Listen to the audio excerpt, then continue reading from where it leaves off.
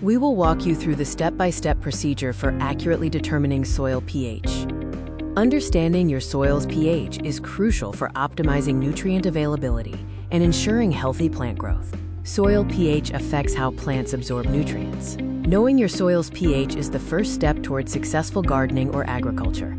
We will cover the complete procedure: preparing the sample, standardizing the pH meter, measuring the pH, and concluding with essential post-measurement care. The first phase is carefully preparing the soil sample to create the suspension for testing. Start by taking exactly 20 grams of your soil sample and placing it into a 150 milliliters capacity plastic beaker. Next, add 50 milliliters of distilled water, or DW, to the soil in the beaker. This creates a 1 to 2.5 soil-to-water ratio. Stir the soil and water mixture thoroughly using a glass rod, and then let the soil-water suspension sit undisturbed for half an hour. Before measuring, the pH meter must be standardized or calibrated to ensure accurate readings. Standardize your pH meter using the required buffer solutions: pH 7.0, pH 4.0, and pH 9.2. Accurate standardization is vital. Follow your pH meter's instructions carefully for calibration with these standards. Now that the sample is ready and the meter is calibrated, we proceed to measure the soil pH. When submerging the electrodes, ensure they do not touch the walls or the bottom of the beaker to prevent errors in measurement. Before and during the measurement, stir the soil-water suspension intermittently with the glass rod to maintain a uniform mixture. Carefully immerse the standardized electrodes into the beaker containing the stirred soil-water suspension. Allow the pH meter to stabilize and then accurately record the pH reading displayed on the meter. Proper cleaning and storage of the electrodes are essential for maintaining the equipment's accuracy and longevity. Remove the electrodes from the soil suspension and thoroughly clean them with distilled water. Immediately dip the cleaned electrodes into a separate beaker containing fresh distilled water for storage until the next use. The measurement is complete. The final step is interpreting your recorded soil pH reading. Analyze the noted pH reading and provide your comments regarding the soil's acidity or alkalinity and its implications for plant growth. By following this step-by-step procedure, you ensure an accurate and reliable determination of your soil's pH. This guide on determining the electrical conductivity, or EC, of soil, a vital measurement for agriculture and environmental studies. Let's begin by understanding what soil EC is and why it matters. The primary purpose of measuring EC in aqueous soil extracts is to estimate the total amount of soluble salts present in the soil. EC is essentially a measure of the ability of a salt solution to carry electric current, which happens through the migration of ions under an electric field. In terms of physics, salt solutions, much like metallic conductors, are known to obey Ohm's law. The standard unit of conductivity we use is decisiemens per meter, or DSM-1, which is the reciprocal of resistance measured in Ohm's centimeter inverse. Before we measure the soil sample, we must prepare the necessary reagents and calibrate our EC meter. We prepare the standard 0.01 molar potassium chloride solution by dissolving 0.7456 grams of oven-dried KCl in distilled water and diluting it to 1 liter. This specific 0.01 molar KCl solution provides an electrical conductivity of 1.413 DSM-1 at 25 degrees Celsius. This value is critical for instrument calibration. To calibrate the EC meter, use the standard KCl solution and adjust the conductivity knob until the reading is exactly 1.41 DSM-1. Now that our instrument is calibrated, let's proceed with the EC determination of the soil sample. For the measurement, use the same soil-water suspension that was prepared previously. Crucially, allow the soil particles in the suspension to settle in the beaker for approximately half an hour before taking the reading. Before immersion, be sure to thoroughly rinse the conductivity cell with distilled water to prevent contamination from previous samples. Once rinsed, gently immerse the clean cell into the settled soil suspension. With the cell immersed, measure the electrical conductivity of the given sample directly on the EC meter and record the reading. Let's finalize the process by providing context to the measurement. Based on the measured EC value, you should now comment on the salinity level of the soil and its potential impact on plant growth. Understanding soil EC is crucial for managing soil health and ensuring successful crop yields, especially in areas prone to salinization. estimating the organic carbon content in soil, a crucial parameter for soil health. Organic carbon is vital for soil fertility, structure, water retention, and overall ecosystem function.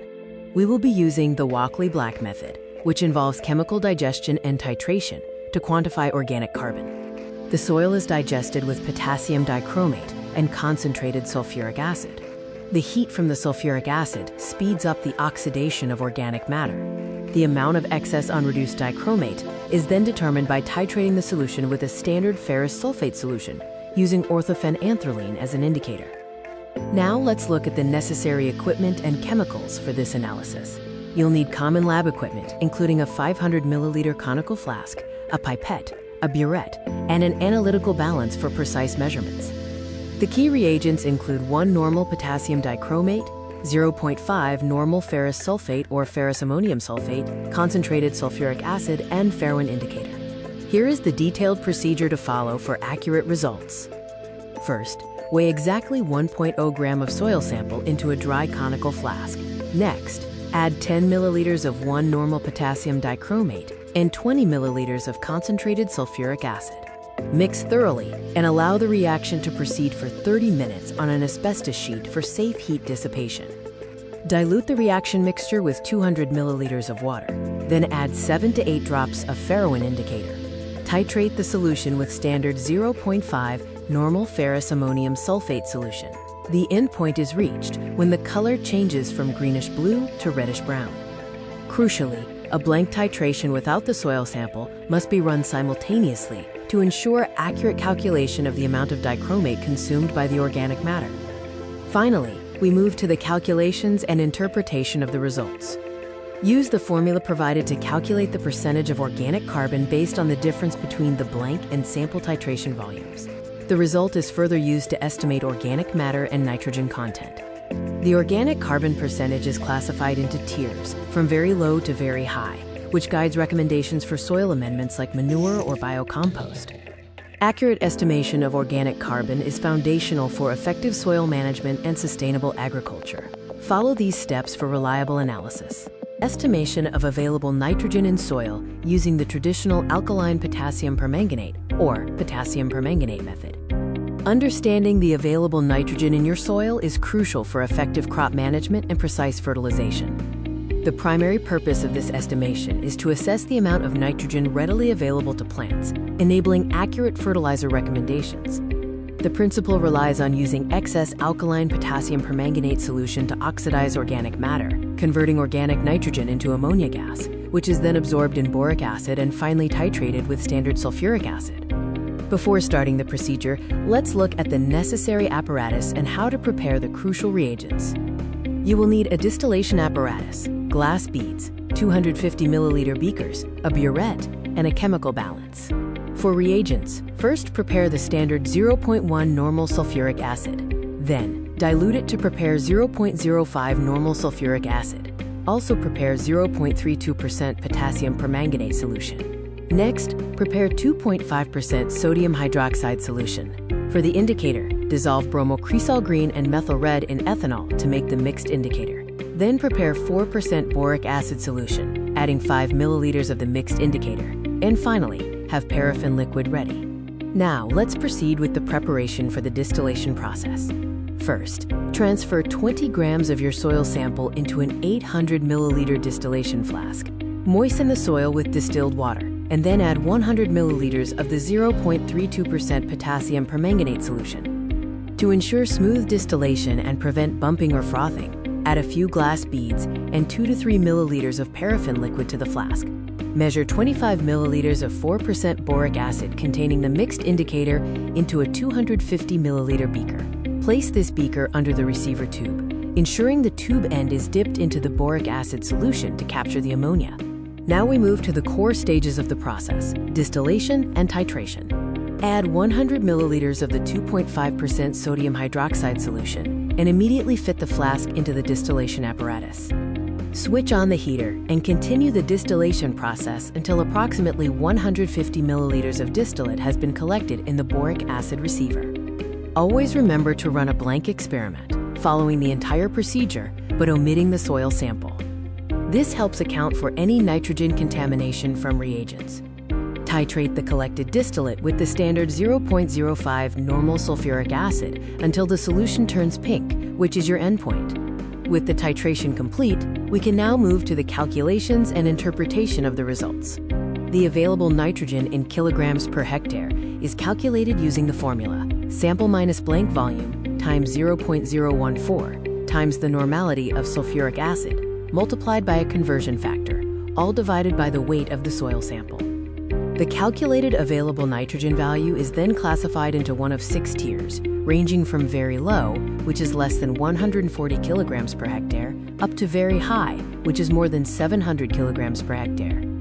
Based on the soil's nitrogen classification, specific recommendations are given for adjusting the recommended dose of nitrogen, such as increasing it by 50% for very low classification or decreasing it by 50% for very high classification. Determination of available phosphorus in soil, a critical step for soil health and proper fertilization. Understanding the principle is key to accurately measuring available phosphorus in soil. The process begins by treating soil with sodium bicarbonate, which extracts various forms of phosphorus, including water-soluble, aluminum, iron, and calcium phosphates. The extracted phosphorus is then reacted with ammonium molybdate in an acid medium to form the molybdophosphoric acid complex. This complex is reduced to a blue-colored compound by stannous chloride, and the intensity of this blue color is measured using a spectrophotometer at 660 nanometers. Before analyzing soil samples, the instrument must be calibrated using standard solutions to create a concentration curve. Prepare a range of standard phosphorus solutions, from 1 to 10 milliliters of 2 milligrams P per liter solution in 50 milliliter volumetric flasks, and include a blend. Next, add sodium bicarbonate, ammonium molybdate, and the working stannous chloride solution to each flask. Read the intensity of the blue color, the optical density, on the spectrophotometer at 660 nanometers to construct your standard curve between net optical density and phosphorus concentration. Now let's move on to preparing the actual soil sample for analysis. Weigh 5 grams of 2 millimeter sieved soil, place it in a plastic bottle, and add 1 teaspoon of activated charcoal and 100 milliliters of 0.5 m sodium bicarbonate solution. Shake this mixture for 30 minutes on a mechanical shaker to ensure proper extraction of the available phosphorus. The next phase involves the extraction and development of the blue color for measurement. Filter the soil suspension through a Wutman No. 42 filter paper to separate the liquid extract. Take a 10 milliliter aliquot of the filtrate in a 50 milliliter flask, then add 10 milliliters of ammonium molybdate solution and 1 milliliter of working stannous chloride solution. Make the volume up to 50 milliliters with distilled water, and then measure the optical density at 660 nanometers on the spectrophotometer within the specified time frame. The final steps are to calculate the available P2O5 and classify the soil based on the results. Use the measured net optical density and the graph factor from your standard curve to calculate the P2O5 concentration in the soil in kilograms per hectare. The calculated P2O5 level determines the soil's classification, ranging from very low to very high. These classifications guide the recommendation for phosphorus fertilizer application, ensuring optimal nutrient management for your crops. This is a crucial step for effective soil management. Potassium, or K, is an essential nutrient for plant growth and is found in several forms within the soil. Potassium exists in forms like water-soluble, exchangeable, non-exchangeable, and lattice K. The first two are most easily available to plants, though they only represent a small fraction of the total content. To measure the available potassium, we extract it from the soil using neutral normal ammonium acetate, which replaces the potassium ions absorbed on soil colloids. The extracted solution is then analyzed using a flame photometer, a process based on atomic emission. When the extract is fed into the flame photometer, the heat excites the electrons in the potassium atoms, causing them to jump to a higher energy level. As these excited electrons return to their original energy level, they release the absorbed energy in the form of characteristic radiation, which the instrument measures to determine the potassium amount. Before analyzing soil samples, the flame photometer must be accurately calibrated using standard potassium solutions. To prepare the 1000 ppm standard K solution, dissolve 1.907 grams of pure, oven-dried KCl in distilled water and make the volume up to 1 liter. Working standards ranging from 10 to 100 ppm K are prepared by pipetting 1 to 10 milliliters of the 1000 ppm standard into 100 milliliter volumetric flasks and diluting with distilled water. Calibrate the flame photometer using the 25, 50, and 100 ppm K solutions. Then, feed the remaining standards one by one, recording the readings to plot a standard curve for concentration versus photometer reading. Now, let's move on to the actual soil analysis procedure. Prepare the neutral normal ammonium acetate solution by dissolving 74.5 grams of ammonium acetate in 1 liter of distilled water, adjusting the pH to 7.0 using NH4OH or CH3COOH. Take 5 grams of soil in a plastic bottle and add 25 milliliters of the neutral normal ammonium acetate solution. Shake the mixture for 30 minutes on a mechanical shaker and then filter the contents through a Wutman No. 1 filter paper to get your extract. After recalibrating the flame photometer with the 25, 50, and 100 ppm standards, feed the soil filtrate into the instrument and record the reading R. The observed reading is then used in a calculation to determine the available K2O in the soil, allowing for classification and fertilizer recommendations. The available K2O in soil in kilogram per hectare is calculated using the formula R times graph factor times 25 times 1.21 times 2.24 divided by 5. Based on the calculated K2O amount, soils are classified into categories from very low to very high, which dictates the recommended fertilizer dose, such as increasing or decreasing the RDK, or recommended dose of potassium. On the determination of available micronutrients in soil, specifically focusing on the DTPA method using atomic absorption spectroscopy, or AAS. Understanding the availability of essential micronutrients like iron, manganese, zinc, and copper in soil is vital for crop health. We use diethylene triamine pentaacetic acid, or DTPA, as a chelating agent for this analysis. Let's first understand the core principle of the instrument used, atomic absorption spectroscopy, or AAS. Gaseous metal atoms, typically in a ground state, absorb radiant energy at their specific resonance wavelength. This is the same wavelength the atom would emit if excited. When light of this resonance wavelength passes through the flame containing the sample atoms, light is absorbed. The degree of light absorption is directly proportional to the number of ground state atoms present in the sample. Next, we move to the preparation of reagents and the standardization process required before sample analysis. The DTPA extractant, a solution of DTPA, TEA, and calcium chloride, must be precisely prepared. A crucial step is adjusting the pH to 7.3 using dilute HCl just before making up the final volume. Standardization is achieved by calibrating the AAS instrument with 4 standard solutions for each element: iron, manganese, zinc, and copper, and plotting the calibration curve. Now let's detail the soil extraction procedure, which is part A of the analysis. Start by accurately weighing 10 grams of your soil sample into a 100 milliliter plastic bottle. Then, add 20 milliliters of the DTPA extractant, maintaining the 1:2 soil to DTPA ratio. Shake the mixture vigorously for 2 hours on a mechanical shaker at 120 revolutions per minute. Afterward, filter the solution using Wutman No. 42 filter paper into a 50 milliliter beaker. This filtrate is what you will use for micronutrient measurement. Moving to part B, the procedure for element analysis using the AAS. After calibrating the AAS, introduce the DTPA extracts into the instrument. Carefully record the resulting concentration reading, denoted as R, for the element being analyzed. Repeat this analysis process for every target element. If any element's concentration exceeds the calibrated standard range, you must perform an appropriate dilution and refeed the sample to get an accurate reading. Finally, let's look at how to interpret the results and provide recommendations based on the findings. Calculate the DTPA extractable micrometals in milligrams per kilogram using the formula R times the volume of DTPA added divided by the weight of the soil. Use the provided classification table to determine if the levels are low, medium, or high. If micronutrient levels are low, advise farmers on specific additions. For example, if iron is low, recommend 50 kilograms of ferrous sulfate per hectare, And for low manganese, advise 10 kilograms of manganese sulfate, generally applied once every 3 years. For low copper, 5 kilograms of copper sulfate is recommended.